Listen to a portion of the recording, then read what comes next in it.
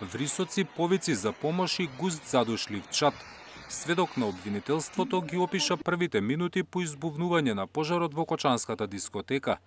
Дејан Николов, собственикот на автосервис кој се наоѓал веднаш до Пулс, освен што гледал како низ годините се менува намената на објектот, тој бил и еден од гостите за време на настапот на ДНК. Таму бил и неговиот син, а во моментот на избувнување на пожарот биле надвор од диското. Дека внатре има оган дознале од другарите на синот. За кратко целиот објект потонал во мрак. Снема струја, се слушаше силен пискот и почна да излегува интензивен црнчат.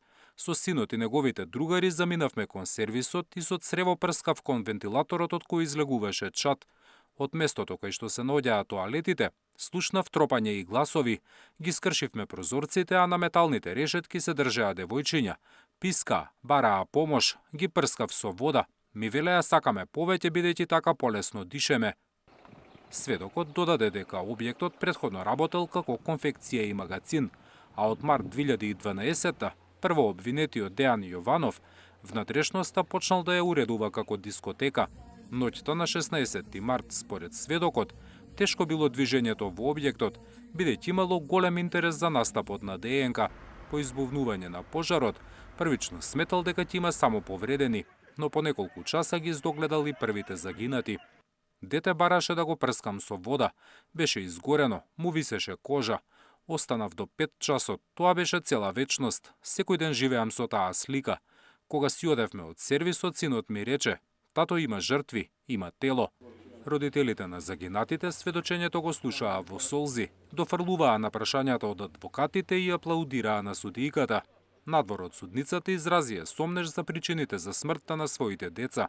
Фактот што државните институции потврдуваат можност во присуство на цијанидни гасови во просторот на истовремено, не постои исто јавен достапен доказ дека овие гасови биле анализирани во телата на жртвите. Представува сериозен медицински и правен јас. И собственикот на Агенцијата за обезбедување негираше вина во својот воведен говор. Немал обврска да направи план за настапот на ДНК, бидејќи настанот го обезбедувале 3 лица, а законот за приватно обезбедување тоа го барал само ако има најмалку 5 мина обезбедувачи. Пренасочувањето на одговорноста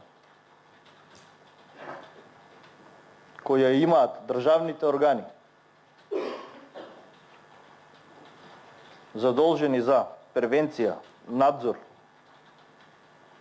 и контрола кон припадниците на обезбедувањето е само уште еден чекор за префрлање на вината.